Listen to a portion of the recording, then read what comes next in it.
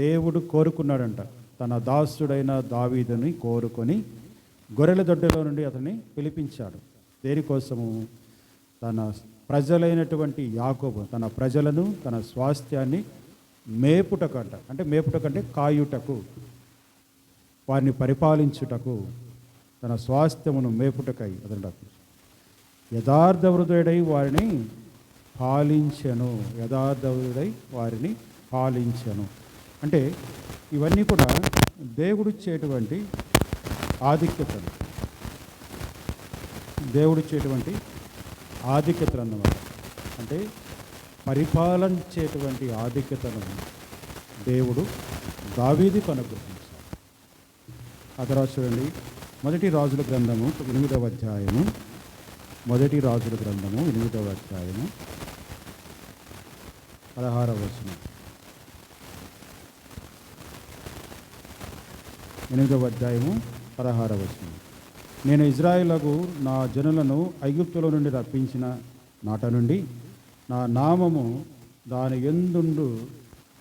ఎందున్నట్లుగా Israel గోత్ర స్థానములో ఏ పట్టణమునైనను మందిరమును కట్టించుటకు నేను కోరుకొనలేదు. కానీ ఇజ్రాయేలుకు నా జనుల మీద దావీదును ఉంచుటకు నేను కోరుకొని ఉన్నాను. ఇది దేవుడు అంటున్నాడు. నేను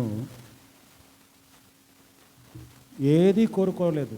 నాకు ఒక మందిరం కావాలని, ఒక స్థలం కావాలని, అంటే దేవుని కొరకు ఏది కోరుకోలేదండి దేవుడు. కానీ తన ప్రజలైనటువంటి ఇజ్రాయిల్ కొరకు, ఆ జనుల మీద, ఇజ్రాయిల్ మీద ఆయన రాజుగా ఉండడానికి దేవుడు దావీదును కోరుకున్నాడంట. అంటే ప్రజలను పరిపాలించేటువంటి రాజుగా కోరుకున్నాడు ఆయన. రాజుగా దావీదును కోరుకొనెను. అది చూడండి, 11వ అధ్యాయం, మొదటి రాజు గ్రంథం 11వ అధ్యాయము 34వ వచనంలో. 11వ అధ్యాయం 34. రాజ్యము వాని చేతిలో నుండి బొత్తిగా తీసివేయక నేను కోరుకొనిన నా సేవకుడైన దావీదు నా ఆజ్ఞలను అనుసరించి నా కట్టడలను అనుసరించిన గనుక దావీదును జ్ఞాపకము చేసుకొని అతని దినములన్నీ దావీదుని అధికారిగా ఉండనిచ్చాను. ఇది రాజుగా ఇచ్చాడు, అధికారిగా ఇస్తున్నాడు. రాజుగా, అధికారిగా, రక్షకుడుగా, సంరక్షించేవాడుగా, వాడిని పోషించేవాడిగా, దురాత్మను వెళ్ళగొట్టేవాడుగా కూడా. అంటే తాను కోరుకున్నటువంటి దావీదుకు దేవుడు ఈ యొక్క ఆధిక్యతలన్నీ కూడా ఇచ్చాడు. మరి పరిశుద్ధ ఆత్మ దేవుడు మనతో మాట్లాడుతున్నటువంటి విషయం ఏంటంటే, ఆయన మనలందరినీ కూడా జగత్పునాది వేయబడకునిపై క్రీస్తులో మనలందరినీ కూడా ఏర్పరచుకున్నాడు. అంటే మనలందరినీ కూడా రక్షించుకున్నాడు.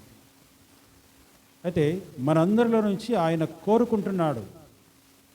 ఆయన కోరుకునేటువంటి స్థాయిలో మనం ఉండాలి. మొదటిగా దేవుడు మనల్ని కోరుకునే స్థాయిలో మన జీవితం ఉండాలి. మనం చూసాం దావీదు యొక్క జీవితం, ఆయన కోరుకోవడానికి దావీదు యొక్క జీవితం ఏ విధంగా ఉన్నదో మనం గమనించాం.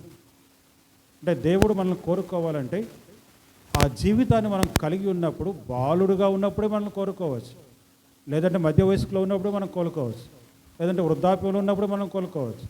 ఏ వయసులోనే సరే దేవుడు మనల్ని కోరుకునేటువంటి అవకాశం ఉంది. కాబట్టి ఆయన కోరుకునేటువంటి రీతిలో మన జీవితము ఉండాలి అని పరిశుద్ధాత్మదేవుడు తెలియజేస్తున్నాడు. మరి ఆయన కోరుకుంటే మనకి వచ్చేటువంటి లాభం ఏంటి అనేది కూడా మనం చూసాం. దేవుని ఆత్మ బలముగా వచ్చెను. దేవుని ఆత్మ మన మీదకి బలంగా వస్తుంది. మనం ఏది ప్రార్థన చేస్తే అది జరుగుతుంది. ఏ దురాత్మను వెళ్ళగొట్టాలంటే, ఏ దయ్యాన్ని వదిలిగొట్టాలంటే వెళ్ళిపోతారు. అంటే దేవుని ఆత్మ మనకిస్తాడు దేవుడు. ఆ తర్వాతది దేవుని నామానికి ఘనత తెచ్చే విధంగా ఉంటుంది. తిరస్కారము, భయము, భీతి, కృంగుదల, వీటన్నిటిని కూడా తన ప్రజల నుంచి దూరం చేసేటువంటి, అంటే దేవుడు మనల్ని కోరుకున్నాడంటే తన ప్రజలైన, తన ఏర్పరచుకున్నటువంటి వారికి కృంగుదల వచ్చినప్పుడు, బాధ వచ్చినప్పుడు, భీతి లేనప్పుడు, వాళ్ళు భయపడేటప్పుడు కోరుకున్నటువంటి వ్యక్తి వారికి ధైర్యపరుస్తూ ఉంటారు, వారికి ఆదరణ ఇస్తూ ఉంటారు, వారిని ప్రోత్సహిస్తూ ఉంటారు. అంటే ఈ ఆధిక్యత ఆయన కోరుకున్న వారికి ఆయన ఇస్తానని చెప్తున్నారు. వారిని రక్షించేటువంటి బాధ్యత కూడా కోరుకున్న వ్యక్తికి ఇస్తాడు.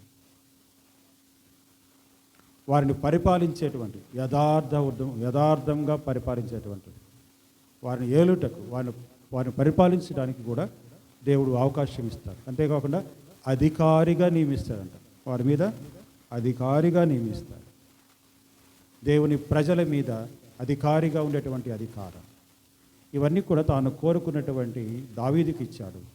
మరి పరిశుద్ధాత్మ దేవుడు ఏమంటే అది నీకు నాకు కూడా అవన్నీ కూడా ఆయన ఇవ్వగలడు, ఇస్తాడు అని చెప్పి పరిశుద్ధాత్మ దేవుడు సెలవిస్తుంది. అయితే ఆయన మనల్ని కోరుకునే రీతిలో మన జీవితం ఉండాలి. ఏర్పరచబడినటువంటి మనందరిలో ఆయన కోరుకునేటువంటి జీవితాన్ని మనం ఎప్పుడైతే కలిగి ఉంటామో దేవుడు ఖచ్చితంగా ఆయన యొక్క ఆధిక్యతలు ఇచ్చి మరి ఇతరులకు ఉపయోగపడే రీతిగా మన జీవితం ఉంటుందని పరిశుద్ధాత్మ దేవుడు సెలవిస్తున్నారు.